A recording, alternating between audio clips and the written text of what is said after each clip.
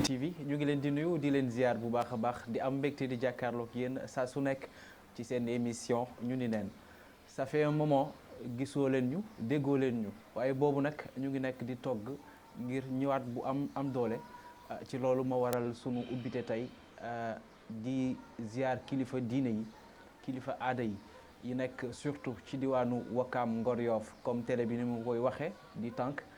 ñu ngi leen di nuyu di leen jox seen wàccuwaay bu baax a baax ñi tëddu ci lalu hôpitaux yi ñu ngi leen di bàyyi xel te di leen ñaanal yàlla sunu borom fëgg seen bopp ba ñu dellu seen njaboot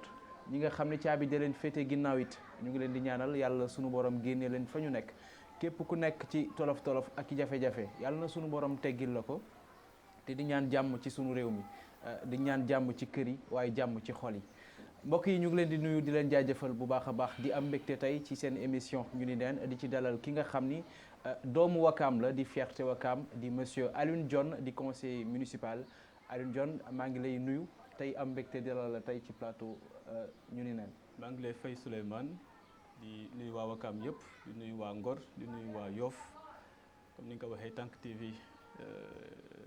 mooy télé Wakaam Ngor Yoff ñu ñaan yàlla gën leen kattanal ba mbébét yi nga am ci télévision bi ngeen atteindre ko incha allah ñuy ziar kilifa Wakaam Ngor Yoff yëpp di ndokkeel sunu mbokki chrétien yi ci feetu Pâques yi di baalu ak ñëpp ci korité bi ñu jógee mais aussi di bàyyi xel lool sunu supporters yi nekk Maroc ñu ñaan yàlla gaaw leen génnee ci ni mu gën a gaawee. tey wax nit ki présentel sa bopp dina jafe waaye ci tënk rek bu ñu mënoon xam kan mooy Alioune Dione loo ñuy wax. waaw Alioune Dione day doomu Wakaam la bu ñu gën a xamee ci turu Badou Dione def naa ñu bëri moom lañ gën xam di marié père de 2 enfants un statut dont je tiens particulièrement à cœur parce que loolu laay su may présenté loolu laay njëkk a wax parce que loolu mooy sa vie intime mais aussi conseiller municipal la comme ni nga ko waxee depuis 2022 ñu dénk ñu mandat nekk aussi inspecteur services municipaux donc di service boo xamante ne nii dafa dépendre ci cabinet du maire de Dakar donc ñu ngi fay amal liggéey ci kilifteefu monsieur Abbas Fall bi ñuy ziar.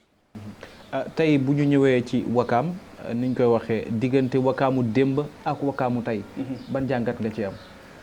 waaw bon si fàttali bu ndaw rek Wakaam ñu ngi ko xamoon ci cet quartier traditionnel ñu ko doon wax village de Wakaam mu nekkoon un village de pêcheurs. yàlla def àdduna di dox ay réformes administratives réformes institutionnelles am yi ci gën a ràññee 72 su ma juumul am beneen 96 ñu ko wax acte 2 de la décentralisation mu amoon beneen en 2013 ñu wax ko acte 3 de la décentralisation ba nii ñu ngi jëm ci acte 4 ci li nguur gi waxee mu nekk ay évolution donc comme ni mu ko waxee sànq institutionnelle ak administrative mais bi ci gën a am solo ci évolution yi jot am mooy évolution du point de vue démographique mooy attractivité bi nga xamante ne nii Wakaam am na ko nit di jógee fu ne bëgg a ñëw dëkk sa Wakaam sanc sa Wakaam tey nekk ñëw propriétaire wala ñu nekk locataire mu soulever un ensemble de défis yoo xamante ne nii war nañ ci bàyyi xel surtout les acteurs yu nekk ci Tank TV ci Tank Wakaam Ngor Yoff mais aussi les acteurs de Wakaam en premier lieu le maire nan la ñuy poser question attractivité mooy par exemple la question de la planification ay nit buy ñëw di dëkk see mais ñëwaat seen i njaboot waaw donc yow boo nekkee njiit li ngay njëkk a teg mooy faire 5 ans faire 10 ans nan la Wakaam di mel ji ci wàllu crèche école hôpitaux lan mooy nekk ci demande bi ñu anticiper loolu parce que dañ faral di wax ne gouverner c'est prévoir waruñu nangu à chaque fois rek dara bu ñëwee bett ñu seetlu nañ ko ci question par exemple question assainissement ndox mi di balee fu ne parce que dafa am manque d'anticipation si ne on est 20 000 30 000 en 2015 on sera 50 70 000 en 2020 100 000 en 2025 loolu noonu yëpp planification moom mooy permettre loolu xarañteef moom moo koy woyee parce que dañ tàmm di wax waaw mairie sociale la ak peut-être état civil fekk ne weesu nañ loolu les gens parlent maintenant de planification les gens parlent de budget programme les gens parlent de gestion axée sur les résultats foofu la jamono toll te il faut que la commune de Wakaam mën a taxaw fi jamono toll ci gàttal la tey ci dëkkuwaay boo seetloo Wakaam ñu bari dañuy dem ba benn diir dañuy jaay seeni kër. dem sanc feneen. ñeneen ñëw bokk sunu dëkk bi dem nañ ba léegi ay jàmbur ñoo ëpp ci sunu dëkk bi. beneen bi comme ni nga ko waxee ci wàllum construction. da ngay gis koo xam ne ci plan am R+1 moo ci nekk wala R+2. mais dafay xëy di yëkkati di gën a dem. te loolu du sóoraale fosse bi nga xam ne nekk na ci këram. ak bâtiment bi nombre de personnes bi mu war a jël. effectivement xam nga question bi nga posé dafa laal lu bëri. dafa laal li tubaab bi di wax gentrification. mooy que dañuy toll ci grande capitale yi métropole yu mag yi ci àdduna dañuy seetu ne nit dina fa dëkk ay génération mais da nga toog ba ci yàgg amatoo moyen dëkk foofu. parce que dafay xat. parce que coût de la vie bi dafay élevé ba da ngay obligé dem dëkk fu gën sori. loolu la ñuy woowee gentrification. loolu moom moo commencé am Dakar donc planification bi may wax noonu sax dafay ñëwaat. il faut que nguur gi notamment sur la question des services publics. nguur gi su ma nee nguur gi mairie moo tax may wax parce que ñoom ñoo fi représenté état dans le cadre de la décentralisation. loolu il faut que ñu koy mën di prévoir. question santé question éducation war na mairie bi nga xamante ne nii domaine de compétence am dafa nekk ci éducation daf ci am wàll santé daf ci am wàll faw ñu offrir un service public d'éducation service public de santé de qualité de sorte que nit bu waree dem clinique wala nit bu waree dem école privée mu yóbbu doomam école publique mu yóbbu doomam centre de santé. pour ñëwaat ci question urbanisme bi nga wax noonu. loolu il revient au service technique de veiller au grain. fexe ba nit ki buy def demande permis de construire ñu xam lan la bëgg a defar. après le suivi derrière bi ci am il faut que les services techniques mën di suivre te loolu c'est une administration performante c'est une administration rigoureuse moom moo war a permettre loolu. da nga ko cité léegi say biir wax li di éducation ak santé mu nekk secteur yoo xam ni dañ koy négliger trop. surtout ci fi ñu nekkee. ndax mën nga ñëwaat foofu. waaw xam nga des fois nit ñi dañuy ñëw par exemple ne bon par exemple sur la question de l'éducation. waaw man ma am suma doom di ko fayal école privée parce que am na njort am na yéene bu ma am ci moom. ma koy fay privé 50 60 70 000. bu fekkee ne commune bi dafa bëgg a def social dëgg comme ni ñu waxee ne mairie sociale la. te moom moo am compétence su ma fàttali daara yi moom moo am compétence élémentaire moom moo am compétence préscolaire. mais il faut que mu mobiliser toutes les ressources nécessaires en matière d'éducation pour que les écoles publiques élémentaires soient suffisamment attractives ci qualité soient suffisamment attractives ci offre parascolaire ni ma ko mën waxee pour que nit ñi mën a yóbbu seen doom dans les structures publiques parce que structure publique yi dalatul xelu kenn nañ waxante dëgg si état bu fay enseignants yi après seen grève yi léegi seen salaire yi sont corrects. bon à côté est-ce que environnement scolaire propice na pour que xale yi mën a suivre seen études de manière sérieuse de manière rigoureuse non mairie moom moo am responsabilité wu accompagner état central ci politique éducation bi. donc bu boobaa les parents dinañ mën en tout cas ñi ko bëgg dinañ mën dem désinscrire seen i doom yi dans les structures privées inscrire leen dans les structures publiques. de sorte bu ñu nee social foofu lay doon fi ngay 50 000 60 70 000 boobu bi ngay def ci école finalement dafay mujj dellu ci kër gi. le même exemple moom mooy ñëwaat ci wàllu santé mooy que au lieu ngay dem public wala nga toog sa kër des fois li gën a garaaw mooy di nga am ñi nga xamante ne nii dañuy feebar au lieu ñu dem faju ji. parce que ragal nañ ñu ne leen analyse parce que ragal nañ ñu ne leen rajo parce que ragal nañ leen ordonnance dañuy toog ne bon bopp buy metti la bon grippe la fekk na affaire bi gën a garaaw donc il faut une offre de santé médecine préventive d'abord. mooy que ñu xam kër yi lan moo ci ne ñuy tëdd wala sax avant feebar di déclencher dama lay jox benn exemple sànq ñu ngi doon wax affaire urbanisme. dëkkuwaay nu mu bindoo léegi. les gens vivent de plus en plus en appartement. waaw mais loolu quand tu vis en appartement y a pas d'aire de jeu mais dafay am jeexital ci dundinu askan bi xale yi dans un premier temps mais que au lieu ñu génn ci aire de jeu dem football yi seen kër la ñu toog di seetaan télé. loolu mooy développer les maladies liées à la sédentarité. loolu à terme daf mooy indi des phénomènes d'obésité. mag ñi bu ñu toogee risque maladie cardiovasculaire. place fexlukaay amatul. kenn xamul kenn nit ñi génneetuñu fexlu génneetuñu waxtaan donc da ngay toog sa kër finalement da ngay développer risque maladie cardiovasculaire. loolu nag à terme 10 ans 15 ans après tu as des résultats donc si c'est pas planifié si c'est pas penser suffisamment à temps pour ñu jéem a gàttandu loolu noonu yëpp yi xew ji mais finalement dañuy nekk ñu nga xamante ni rek dañuy daw tout le temps dañuy nekk exécutif bu réactionnaire mooy dara feeñ rek alors dañuy jéem a trouver solution loolu si dépense publique moo gën a cher prévention pour activité maanaam nga mën a séntu problème laataa muy jëp si loolu moom moo gën a moins cher administration léegi foofu la toll mooy gestion axée sur les résultats bi ma la doon wax noonu. tey jii ndax mën nañ ñëw monsieur Dione ci li nga xam ne moo di rôle conseiller municipal. waaw conseiller municipal ni ko turam waxee conseiller la. yaay xelal maire si kaw maire nangoo laa déglu nag waaye bon bëri na ay instances yu nekk ci biir conseil bi am na lu ñu naan le bureau municipal mooy adjoint maire yi bi ñu leen falee ba pare après am na ay commission yu ñuy créer. commission chargée de l'éducation de la santé action sociale planification bref commission bu ñu yaakaar ne am na njariñ pour que ñu mën doxal waaw mais question bi lu mu posé au fond pour man su ma ko doon tëggaat damay teg question wu gouvernance politique la d'abord comme ni nga wax mais dañ koy lijjantee d'abord au moment des constitutions des listes parce que bu ñu nee conseiller ku mën conseiller mooy xelal buñ nañ waxante dëgg mais dispersion vote enfin dispersion des candidatures dafay indi dispersion des talents dafay indi ay liste conseil municipal yu faible nañ ko waxante de sorte que maire bu soxlaa des gens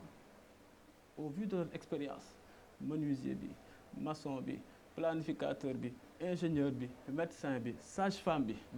talent yooyu yëpp lañu soxla ñu fédérer leen au sein d'un conseil ku si nekk li nga moom ñu jox la ko ku si nekk nga mën a doxal selon li maire bëgg a séddalee liggéey bi mais bu fekkee ne ku nekk tu es dans ton coin nga ne candidat nga defar sa liste yi nga taf-tafee utee carte d'identité n'importe où mais tu te retrouves avec un conseil municipal bu nga xamante ne nii ñu ci ëpp ils ne vont te servir à rien lu dul saa yoo proposé ñu ne la oui le vrai problème il est là après loolu bu tegoo nga teg ci ne tous les talents yu nekk dans la commune de Ouakam en l'occurrence tous les talents on les utilise pas comme nu mu waree dafay indi ay jafe-jafe c'est dommage que commune bu mel ni Ouakam tous les talents yi ñu am utiliser wu ñu leen au passage may ñaanal sunu grand Ndiaga maa ngi gis démb rek ñu ngi koy Ndiaga Ndiaye ñu ngi def statut yaakaar naa ne bu mu anniversaire u décembre bi bu mu weesoo yàggul ñaanal ko yàlla yësal yërmande ci kawam xare ko àjjana yi gën a kawe nit ku correctoon ndeysaan yàlla na ko fu mu jëm fu mu nekk nii yàlla na ko gënal fu mu amiin yaa rabbi amiin donc question bi loolu la mooy que on ne fédère pas toutes les ressources pour que Ouakam yëpp mën a xàccundoo wala dóorandoo en le disant je ne suis pas naïf mais ci loolu la ñu war a jublu ci loolu nga wax léegi am na nouvelle boo xam ni mën naa ni neexul waaye ci dund gi la bokk muy benn agent municipal boo xam ni dafay bàyyeekoo di Modou Sène nekk agent municipal ci commune bu Ouakam di ko jaale aussi askan bu Ouakam tey ñaan sunu borom xaare ko ci àjjana yu gën a kawe yi donc tey ñu ñëwaat rek ci seen relation agent municipal ak le maire ndax des fois discussion yi dina yomb et du ñu gis toujours les conseillers di génn di amal ay waxtaan ak askan wi ñi mën a xam parce que sama genre gi ku toog fi nga toog ne dégg conseiller municipal loolu rek lay jàpp mais doo xam la muy tekki tey jii leeral na te baax na aussi ngeen di ñëw ci instance yu mel nii di waxtaan askan bi mën a xam mais seen relation ak le maire waaw effectivement volet pédagogique bi nga wax noonu daf si baax parce que loolu moom mooy permettre démocratie locale bi démocratie participative bi di gën di dund loolu en soi c'est quelque chose de très important bon ñun ay conseils municipaux lañ élus ñu am benn instance le conseil municipal bu nga xamante ne ni mooy instance privilégiée pour ñu waxtaan ginnaaw suñu tur conseil municipal la fu gën a jekk ñu waxee mooy au sein du conseil foofoo gën a jekk après maire a été élu pour benn mandat ah maire moom moo yor exécutif, ñun organe délibérant lañu. ñun daf ñuy soumettre ñu voter. Donc maire moom moo gën a indiqué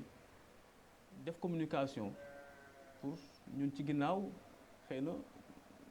ñu mën ci joxe suñu appréciation parce que c'est moom moo porté un projet politique. Wakaam projet politique am lañ validé. d'accord nañ ci d'accord ñu ci ça c'est autre chose mais projet politique am ginnaaw moom lañ validé nag moom moo war a si njëlbeen taxaw wax ak askanam.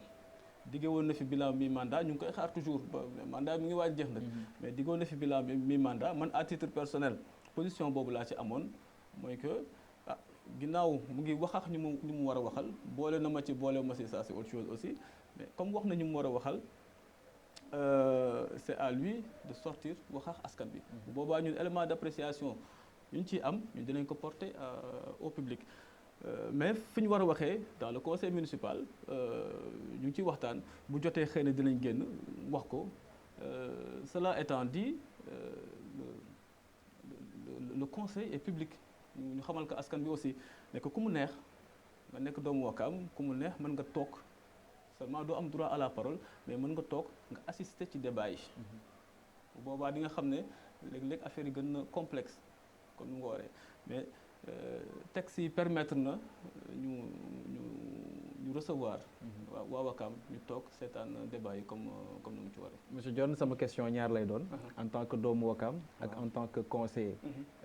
tey résultat bi nga wax léegi ci bilan bi. mandat bi jeex na ba noppi. mais tey boo doon jox note le maire ak ñi mu àndal. ban note nga koy jox. waaw xam nga nit pour nga noter ko. il faut nga xam lan mooy doon ay intention lan moo doon yéeneem ah si li ma comprendre day am na ay mots yu ma jotoon comprendre. je pense 159. waaw loolu dégg naa ko fi dégg naa fi 159 dégg naa fi le bâtisseur. mais quelle était l'offre politique c'est ça si loolu la ñuy juger nit au fond. parce que bon man du ma xarab. bu may def loolu et puis Wakaam ñun ñëpp ñoo ko bokk. bu baaxee ñun ñëpp la baaxal donc j'ai pas intérêt à mu def lu baax ñu ne baaxul. bon 159 c'était quoi unité dans Wakaam il faut voir est-ce que Wakaam. il y a toujours l'unité. est-ce que il y a toujours bon dañ jàppoon ne Wakaam c'était divisé. mais nii est-ce que Wakaam c'est pas fragmenté ça c'est une question. ñu ne pendant 5 ans bon ça c'est le mandat ñu liggéey sur les 9 domaines de compétences il faut ñu xool est-ce que sur les 9 domaines de compétences ils ont réalisé des choses. Bon moi j'ai vu au début du mandat les priorités ñoo gis ñu ngi doon activé wu beaucoup ci affaire assainissement. Bon en soi c'est une vraie problématique loo xamante ne nii ñi jiitu. xëy na bàyyi ñu ko woon xel noonu. ba pare compétence état la. nañ ko waxante mais buñ waaw compétence du compétence transférée mais boo xasee ba laal loolu il faut que ñu teg ko ci li ma la waxoon sànq rek mooy la question de la planification. gis nga loolu luñ xeeb la lool bi passé maa ngi koy fàttali mais yéen a ngi xeeb question planification wala en tout cas joxu leen ko gëdd bu mu am. mais c'est quelque chose bu nga xamante ne nii non seulement dafa central mais dafa stratégique planification parce que mooy lépp lu nga xamante ne nii moo lay permettre nga waajal ëllëg. nga anticiper nga xool ëllëg nan lay mel am nañ ay outils pour loolu. gis nga dama lay jox benn exemple xaw ma ndax yaa ngi fàttaliku élection Donald Trump bu njëkk bi 2016. waaw y avait benn logiciel bu ñu doon wax Cambridge Analytica. ñoom dañu def seeni données ñu gis ne Trump normalement il lui fallait 77 000 voix moom moo ko manqué. parce que loolu xarañteef moom moo leen ko permettre dañ utiliser des données dañ xool nga xam ne dëkk bi fii la toll fii la jëm lii nii lañ ko war a laale nii nii la war a doxee ça te permet nga am une cartographie très claire li nga bëgg ak fi nga jëm c'est ça qui te permet yow boo nekkee kilifa nga nekk maire tu as suffisamment de hauteur pour bàyyi sa administration ñu gérer la vie quotidienne toi tu as la hauteur tu as la hauteur de vue pour nga xool ëllëg na nga koy yan axe ngay teg affaire yi. Mais bu fekkee tu es tout le temps dans le quotidien tu es tout le temps dans l'urgence tu es tout le temps dans l'opérationnel amuloo temps pour nekk dans le stratégique et comme nekkoo dans le stratégique rek tout le temps tu cours après lépp lay jiitu da ngay daw rek finalement da ngay sonn da ngay yàq xaalis ba pare tu n'es pas efficace donc discours politique c'est bien mais proactivité c'est encore mieux. mais est-ce que 5 ans yi gàttul ci moom pour mën a fësal yéeneem bi mu amoon ci Wakaam wala tey bu doon laaj deuxième mandat ndaxam di nga ci ànd waaw wala déet. bon après est-ce que bëgg na deuxième mandat xam nga ça c'est pas à moi de me prononcer xam nga bon loolu moom la concerné man concerné wu ma ànduñu woon politique. ah mais tu vas parler en tant que doomu dëkk bi. parce que tamit sa xalaat lu ci am solo la. waaw bon en tant que conseil am naa ci élément d'appréciation moi j'estime que au vu de la promesse au vu des réalisations ça xam fi ñu yemoon c'était sur la question de l'assainissement. Bon après on nous avait parlé de stade. Le stade en 2000 ça parce que Wakaam yitte woon. Oui en 2022 bu mu defee transhumance am dem si Macky Sall on nous avait dit qu'on avait 2 hectares 500. Bon nous au conseil on n'a rien vu on n'a pas vu de papier on déplacé wu ñu. Après en mai-juin on avait voté on avait délibéré pour l'autoriser à ce que mu def ay travaux. Parce qu'on a voté en juin de mémoire ou juillet. En 2023 dans le budget de 2023 on a voté pour des travaux. En 2024 su ma juum on a voté pour des travaux. Bon je pense c'est en fin 2023 xaw ma 2024 c'est la doon def ay terrassement après finalement ñu ne amatuñu ko bon nañu xaw ma éogène. C'est pas jusqu'à présent pas de papier rien voilà on nous parle d'éogène fekk ne bu fekkoon ne c'était plus inclusif ñëwaat ci démocratie participative bi ñu doon wax sànq bu fekkoon ne les choses étaient beaucoup plus inclusives mais il y a des gens qui ont leur idée il y a des gens qui ont leur seeni xalaat ci est-ce que c'était la bonne version par exemple bon il y avait benn rumeur bu doon circuler wala en tout cas ñu joxe woon seen xalaat ne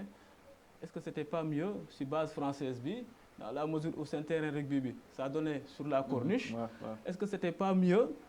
ñu xool comment on monte des tribunes à côté on ferme et puis on a notre stade. Il y en a qui disent que est-ce que c'était pas mieux mooy terrain bi ñu doon defee nawetaan est-ce que c'était pas mieux ñu waxtaan ak waa cité ñu def foofu suñu stade parce que le montage bon transhumance fallait bon c'était compliqué. Une solution yu gënoon simple en tout cas nekkoon na fi est-ce que explorer nañ ko je ne sais pas donc sànq pour delluwaat ci question bi nga wax noonu mooy la question de la communication entre le maire et ay conseils municipaux les choses ne se passent pas comme elles devraient donc bu ñu bëggee wax affaire beneen mandat bon man je serais très exigeant si lan la bëggoon au vrai pourquoi communication bi jàllul qu'est-ce qui a empêché la réalisation de certaines choses man par exemple à titre personnel à chaque fois bu ñuy voté budget ba war a def ay virement de crédit wala ay autorisation spéciale ma expliquer rek vite fait loolu mu doon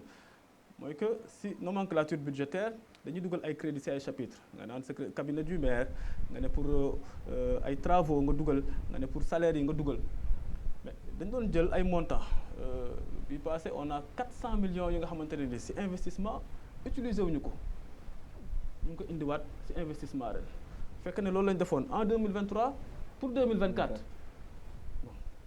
400 millions yi nga xamante ne ni ak fii Wakaam toll ak besoin investissement yi ñu am ak Wakaam nu mu attractifé nga xam ne yeneen nit dañuy ñëwaat ci infrastructure éducation ci santé ci sport li ñu waroon dugal jëpp ci investissement mais pourquoi investiruñu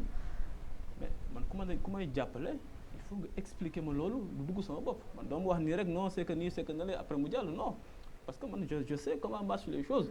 il faut nga wax ma lu leer nañ pour ma wax ne ah oui bon vous avez raison mais jusqu'à présent je vois pas pourquoi chaque année systématiquement on fait des reports à nouveau 400 millions à chaque fois ba pare à côté loolu ci côté investissement la ci côté fonctionnement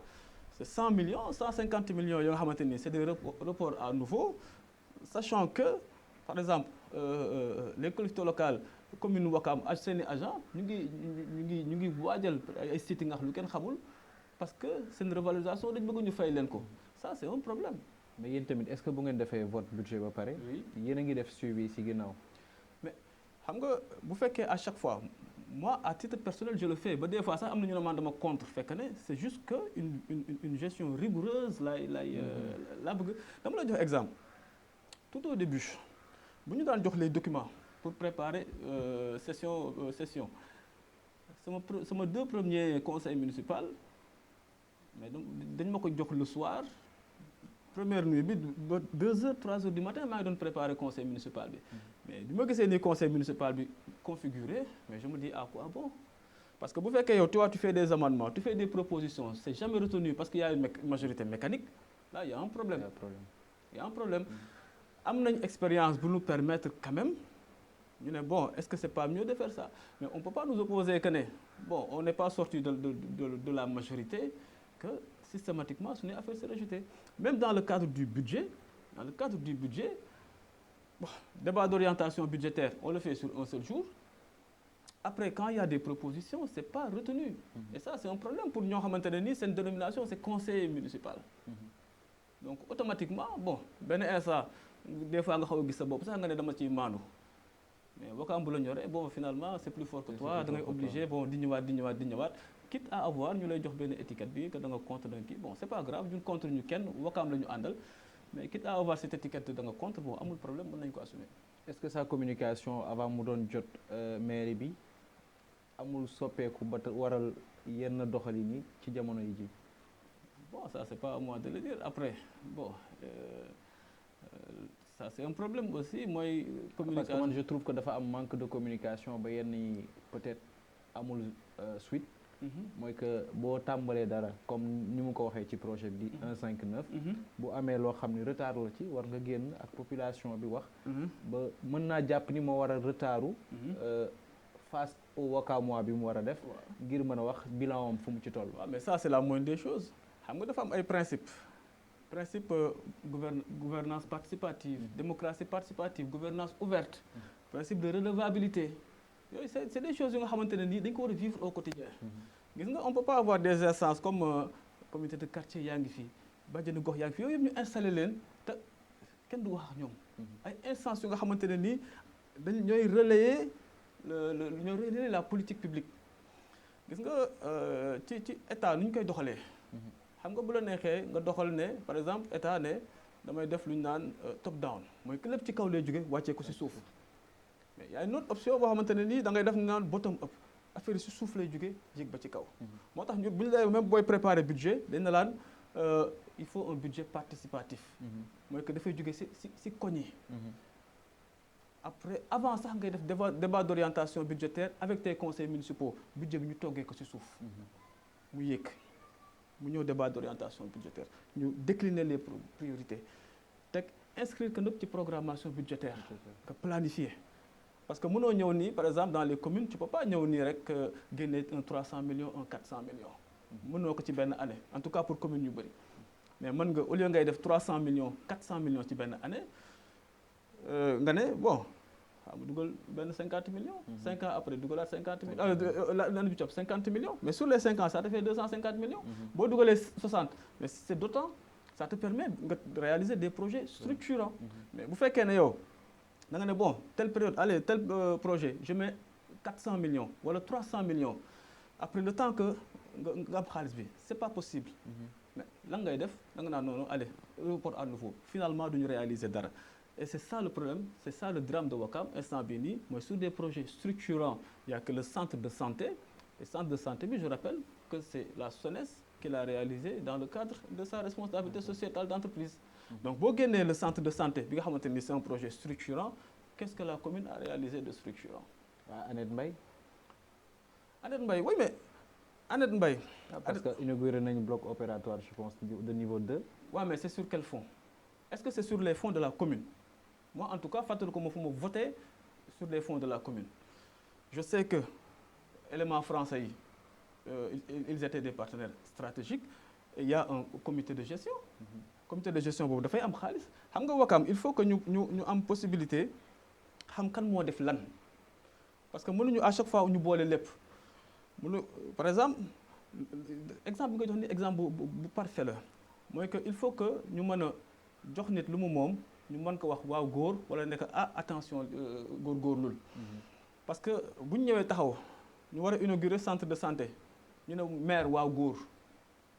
da fekk maire deful da fekk commune Wakaam deful dañuy trahir histoire bu fekkee ne le président du comité de gestion de Annette Mbaye moom moo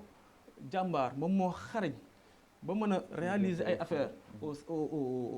centre Annette Mbaye moom la ñu war a féliciter bu fekkee commune bi moom moo ko def commune bi la ñu war a féliciter loolu mooy principe redevabilité ku nekk li nga moom il faut que ñu jox la ko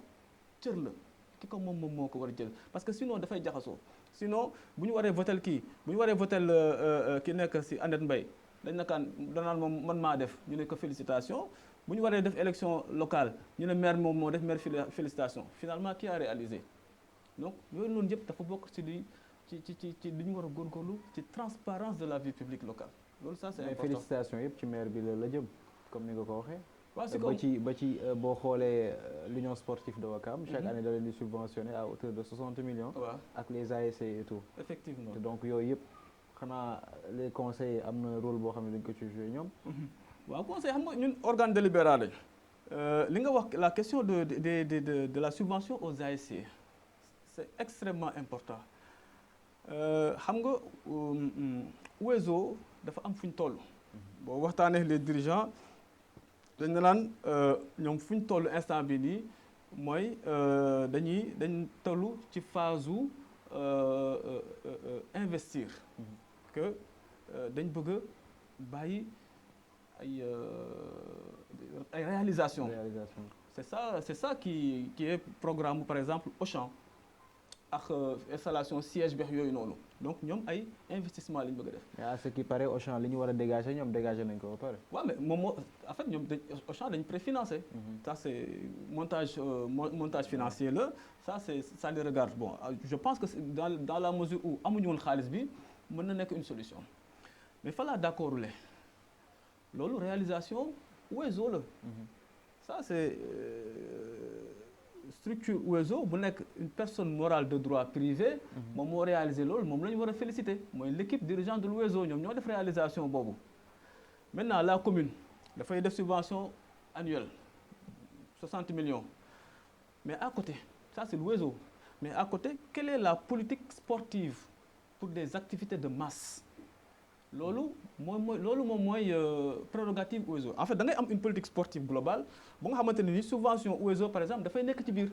mais pour man sama doom bi am 7 ans qu'est-ce que la commune prévoit pour elle pour xale bu góor bi am 18 ans qu'est-ce que la commune prévoit pour elle sànq maa la doon wax les maladies liées à la sédentarité loolu dafa war a dugg ci politique sportive commune de Ouakam mooy les activités de masse yi ma doon wax noonu amuñu terrain il faut qu'on trouve des terrains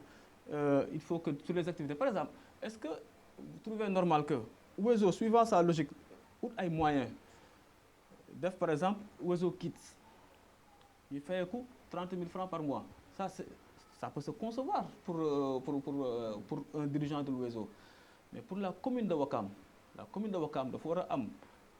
benn politique sportive de sorte que mu ne pendant les vacances il est hors caisse sociale. waaw mais non man je parle pas même pas de caisse sociale parce que on peut pas tout le temps di joxe fi may waxee mooy dans la politique par exemple éducation politique santé parce que si li ma gisee li ma jàppee noonu la ñu war a doxalee les deux se rejoignent.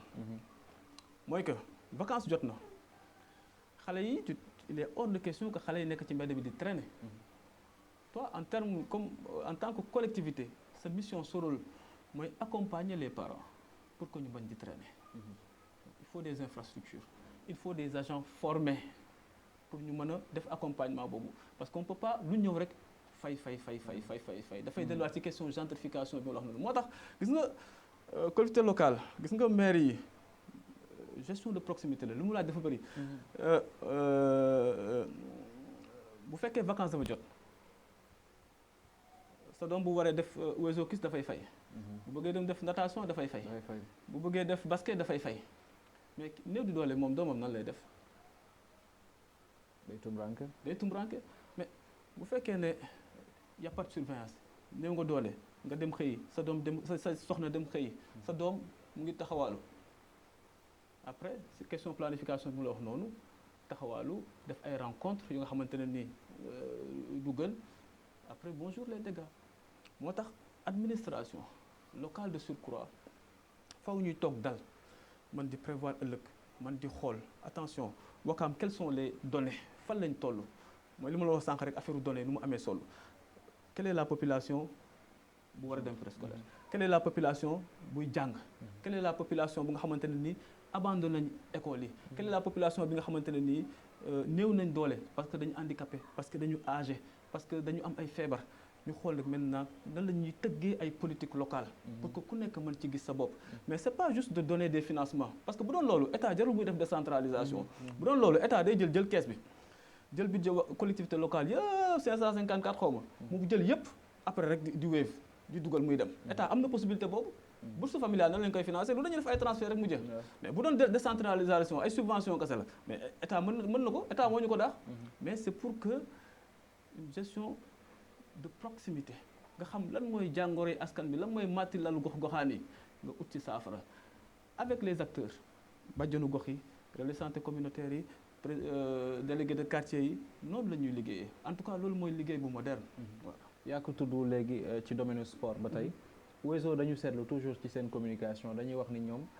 dañu am problème budget boo waxee ñu ne xaalis amu fi xaalis amu fi même les 60 millions yi ñu leen di jox nee nañ ça ne sert à rien parce que seeni dépense ça va au-delà tey lan nga jàpp ni mooy solution ngir crise googu ñu mën cee génn xaalis xam nga xaalis matul mat xaalis matul ci commune bi xaalis matul pour Wezo xaalis matul sax ci biir kër yi maintenant ndéem xaalis matul comment on fait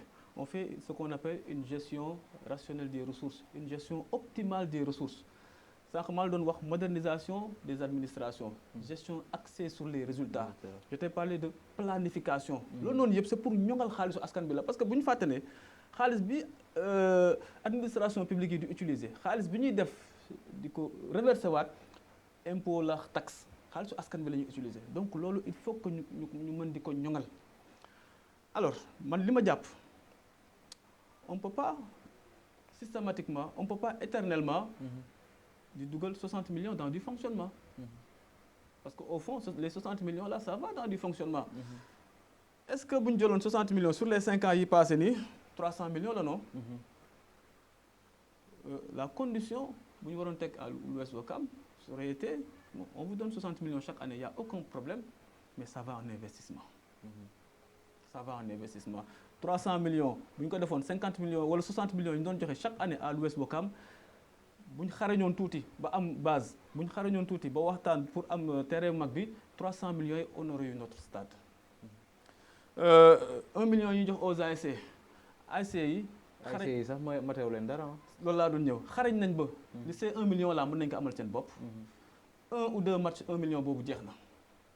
fekk ne dans les quartiers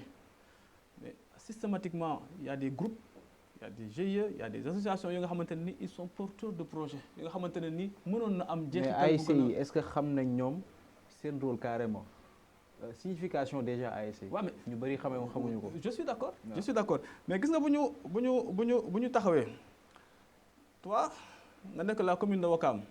nga ne moi ma politique en termes de jeunesse ma politique en termes de vie associative c'est ça nga décliner nga teg di des. mooy di gën yomb mooy nga coordonner les activités. mooy que ASC yi dama lay jox 2 exemples j'ai vu à Guissor nekk fii ci wetu gendarmerie bi mais il y a eu une mobilisation formidable des jeunes du quartier mais Guissor quasiment tout Guissor dañ ko pavé léegi. et Mboul aussi Santhie aussi. une mobilisation formidable waa Guissor ci boppam. ñoom ñoo mobilisé wu seen jàkk bi c'est presque achevé. et c'est le projet ça fait autour de 150 millions xaw ma. en fait nit ñi ils sont prêts à s'engager pour des causes yu nga xamante ne nii leer na nañ seen bopp mais bu fekkee ne la logique c'est juste bon donner allez ngeen dem ça ne marche pas ba pare c'est pas efficace mais bu fekkee c'est clair dans la tête des gens parce que quartier ñun ñoo fi dëkk ay góor ay jigéen ñu nga xamante ni lenn lañ bëgg quartier bi gën a baax seen doom yi mën a épanouir. est-ce que du yaakaar bu ëpp bi ñuy wekk sunu maire yeeg sunu responsable yi ñu sonal. je ne le crois pas xam nga lu tax mooy que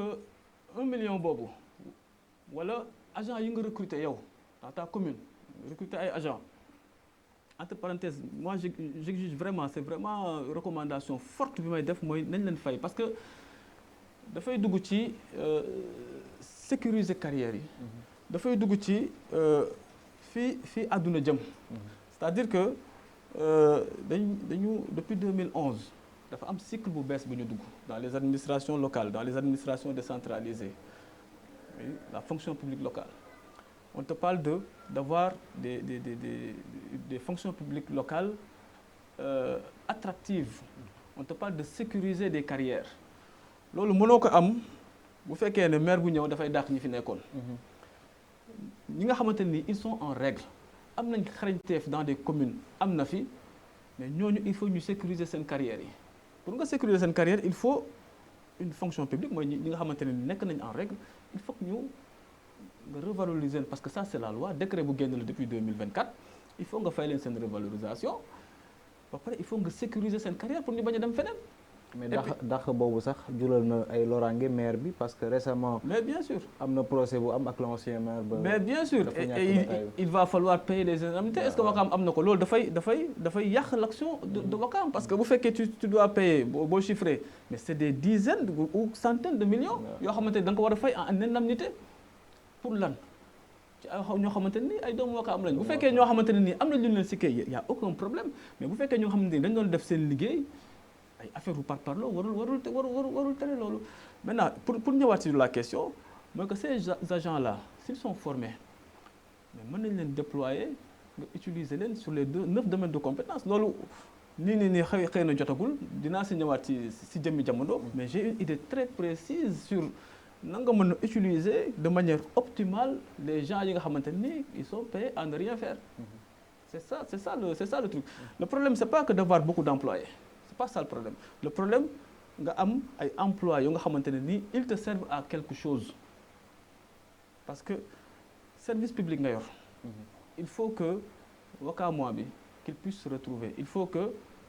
mu mën a ne li may fay taxe li may fay juuti impôt que man sama dërëm bi ma mën ko gis il faut que commerçant bi saa yu ko fay laaj les redevances yi muy fay noonu la mu gis na ne affaire bi c'est propre. tali bi c'est propre accès bi c'est facile que mën na jaay en toute tranquillité parce que am na sécurité am na salubrité am na tout. et pourtant loolu régime bi fi nekk woote nañ ko. par rapport ak yàq beeg. li nga xam ne comme juuti bi nga wax. waaw xaalis bi fi mu war a dem mu fay dem. effectivement il est plus que temps parce que tout le monde se plaint on ne peut pas ñuy pressuriser les citoyens si ay impôts si ay taxes. Après tout le temps ngay dégg ay scandale jamono ji foofu la toll moo tax ñu ngi saluer le new deal technologique bu ñu entamé ça permet la dématérialisation des amendes dématérialisation des procédures parce que loolu moom mooy permettre li de couper court à tout ce qui est fraude à tout ce qui est corruption loolu moom mooy teggeeku et puis ñu am une administration moderne administration bu gën a sell bu gën a efficace bu gën a efficiente. macha allah dañuy génn ci aspect boobu dugg ci li nga xam ni mën naa ne actualité la. di sujet homosexualité au Sénégal. tey sa jàngat lan la ci. waaw Souleymane loolu question bu délicate la parce que xam nga dafa toucher li nga xamante ne dafa sensible lool ci sunu société parce que société valeur lañu société kersa. dafa toucher grave dama doon def attention bi passé may seetlu. léegi si discussion yi si waxtaan yi kersa bi amoon ci diggante ñi sax dafa faf dañ da ngay waxtaan ak nit ci ay affaires yi nga xamante ne ni en général sax daaw leen fa àgg loolu lu doy waar la mais bon scandale bi ngay wax ni dafa laal ay pàcc yu bëri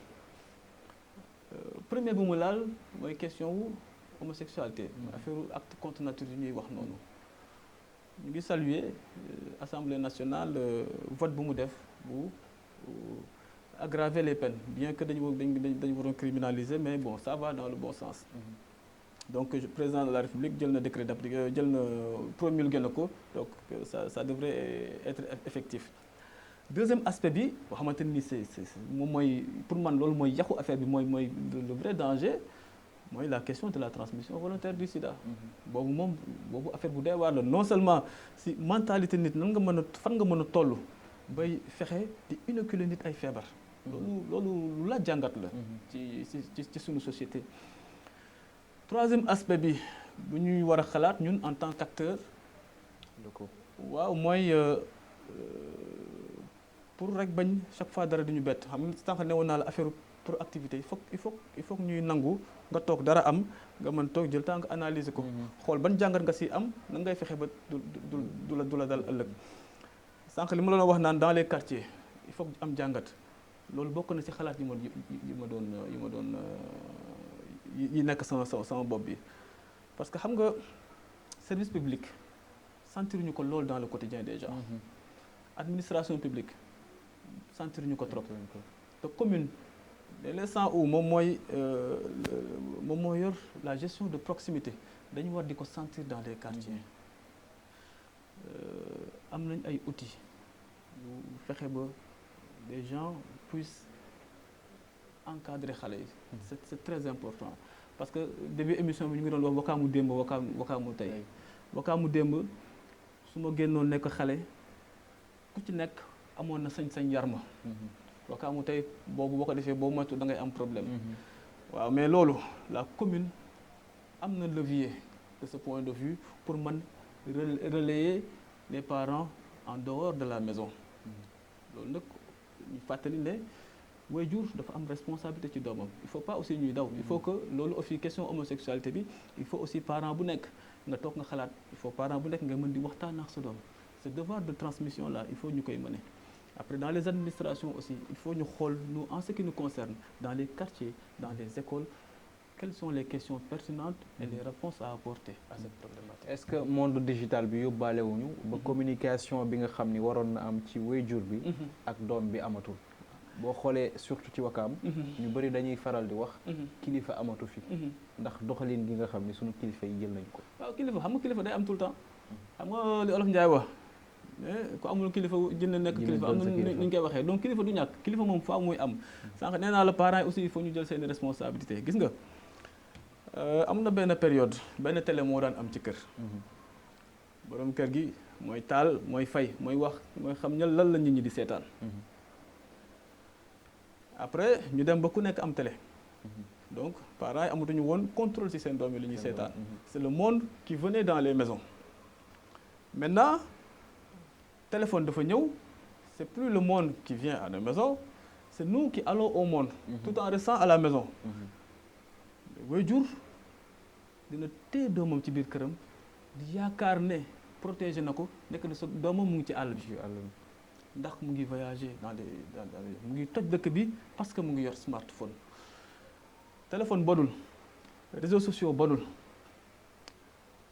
parce que ñi ñaa ngi ci liggéey di ci am xaalis di ci tedd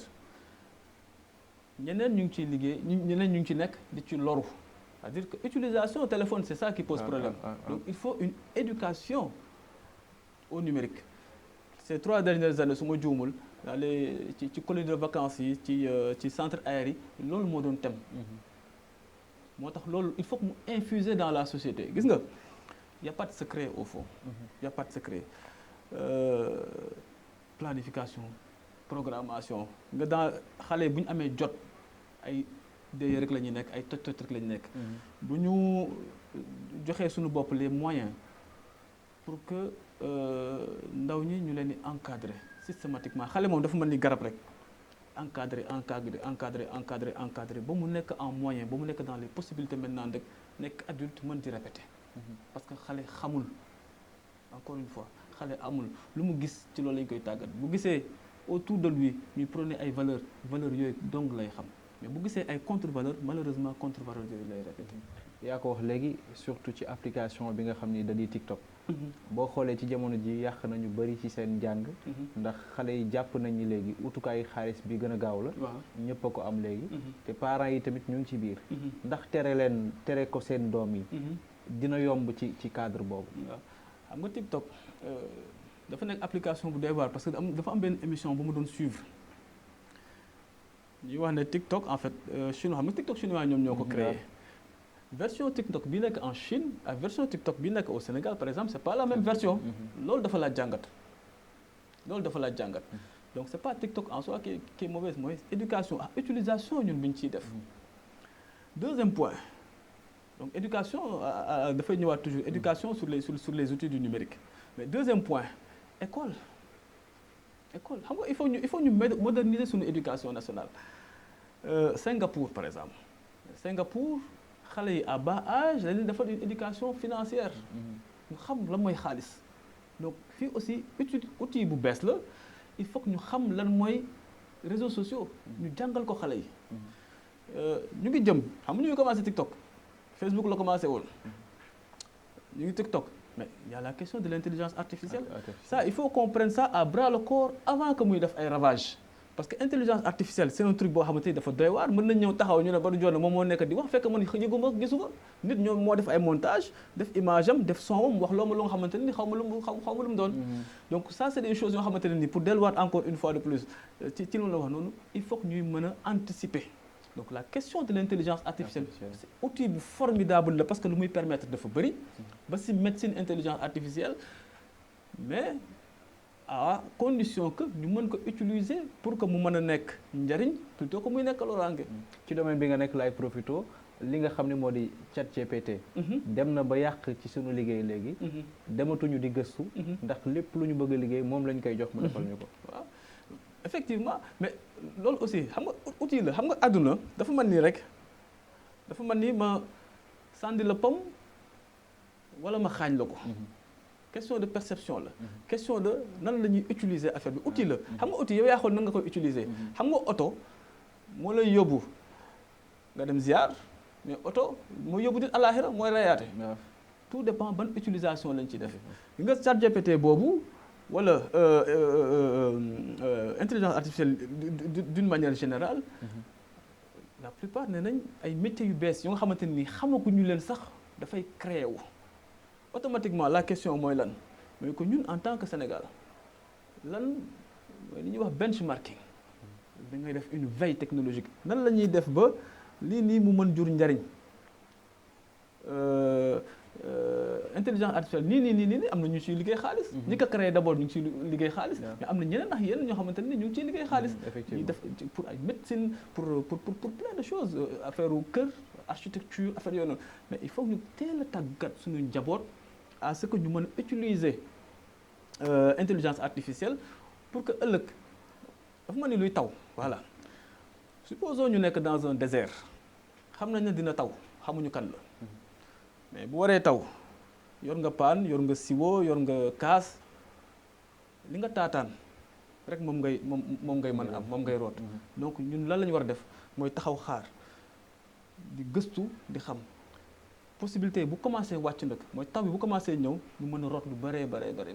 pour ëllëg. donc loolu mooy njëriñu intelligence artificielle ak tàggat bi ñu war a tàggat suñu bopp anticipation bi ñu war a def pour que mu mën a jëriñ waa Sénégal. plutôt que mu ñuy lor dafa mel ni si actualité Iran par exemple. tàggat nañ seeni doom parce que tubaab bi bu ñu ñëwee boo leen waxee dina laal le régime des mollahs. ñu jàpp ne rek ay nit yu nga xamante ne nii dañ nekk ci désert bi def seen turban sol seen jàllaa bi teg ataaya di naan mais fekk ne Iran c'est une civilisation la civilisation perse bu am 2500 ans buy former plus d'ingénieurs que la France. France ñu jàpp ne ñoom ñoo évolué. Iran nekk sous embargo depuis plus de 30 ans Israël États-Unis ñu ngi leen di attaqué ba nii Donald Trump mu ngi ne waaw da ngeen di négocier Iran xotti ne ñun négocier wu ñu kaa leen ñu xeex. fekk na c'est un régime boo xamante ni yaakaaroon nañ ne en moins d'une semaine ñu daaneel leen. loolu lan moo leen ko may xam-xam. xam-xam il faut que ñu insister si te commune. dafa am li gën a stratégique encore une fois mooy dafa yor daara dafa yor préscolaire dafa yor élémentaire mooy xale fu muy doog a juge. foofu la lépp di baaxee wala mara day tax ne foofu la lépp di bone donc il faut non seulement une politique en matière d'éducation la commune maa ngi xaar ba léegi pour xam la mooy seen politique parce que c'est une politique d'éducation c'est pas juste école ñëw nga may ay cahier loolu weesu nañ ko loolu si jamonoy monsieur Forage Ahmada Moulin la woon léegi il faut un truc il faut ñu ñi di xalaat di xool lan la ñuy teg monde bi dafa avancé voilà adduna dafa dox donc il faut nga dox ànd ak moom donc weesu nañ loolu du rek joxe ay cahier ay fourniture c'est bien mais dafa des du loolu wala kii góorgóorlu ba nekk premier am une très bonne moyenne nga may ko machine à calculer nga may ko nii bon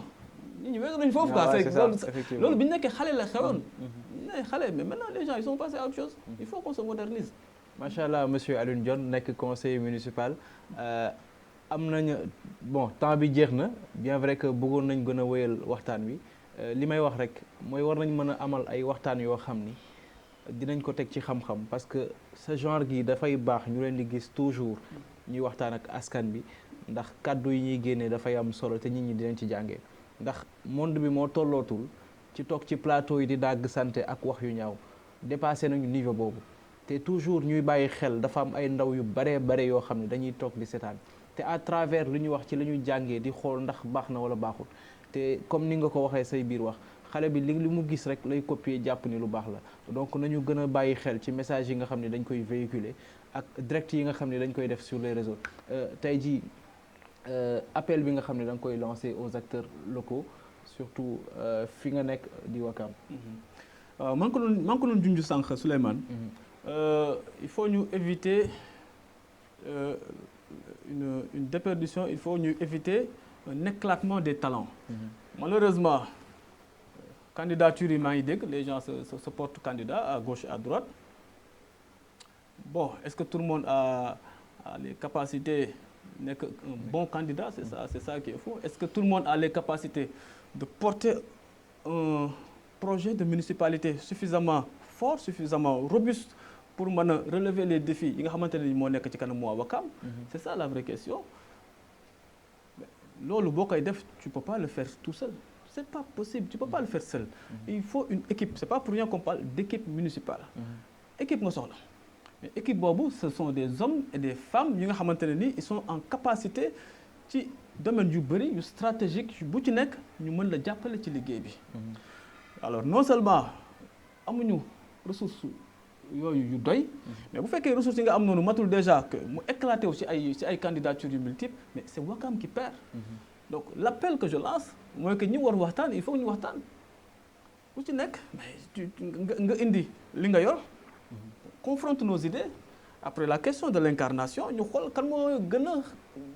baax ban profil moo gën a baax pour mën a incarner ce projet pour que Wakam mën ci gis boppam. tey ndax mën nañu xaarandi sa candidature. xam nga nee naa la d'abord c'est une question de projet. Moi je suis un acteur maa ngi préparer un projet ci li ma jàpp ne moom mooy priorité Wakam en matière d'éducation bien sûr, en matière de jeunesse, en matière de santé, pour man loolu mooy les priorités, mais en matière d'investissement parce que il faut que ñu waajal ëllëg, il faut que ñu programmer, il faut que ñu planifier ci Wakam bi ñu jëm parce que Wakam nekkul le village de pêcheurs bi ñu doon wax sànq il y a 100 ans. Wakam c'est une commune, c'est une grosse commune attractive parce que dafa nekk ci arrondissement des Almadies qui est l'arrondissement le plus attractif du Sénégal. Mais boo nekkee l'arrondissement le plus attractif du Sénégal il faut nga mën a taxawaayu arrondissement bu mel noonu. nga war a xam lan mooy les défis. jàkkaarloo loolu nag nga fas yéene liggéey pour ëllëg. Alors ñu ngi préparer un projet de municipalité ñu ngi waxtaan ak ñenn ñu nekk ci conseil municipal bi après bu waxtu bi jotee on discute. ñu confronter suñuy idée comme ni ñu ko waxee ku nekk indi ñu waxtaan bu laajee mbëkkante dañuy mbëkkante mais c'est ay mbëkkante la yu nga xamante ne ni ci programme lañ koy teg c'est pas personnel kii mën a incarner loolu nag bu boobaa tout le monde se range derrière la personne après ñu uti maire yi Wakam mais il ne faut jamais